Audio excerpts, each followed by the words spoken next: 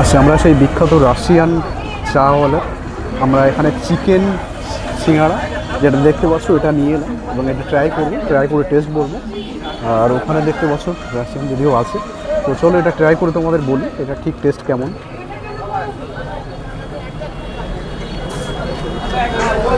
Chicken এখনো মুখে যায়নি, তো আরেকটু হালকা ভেঙে নেব, ভেঙে নিয়ে দেখবো যে চিকেনটা কেমন। চাটনিটা তো অসাধারণ লাগছে, বাকি ভিতরে চিকেনটা একটু দেখে নিই চিকেনটা ঠিক কেমন।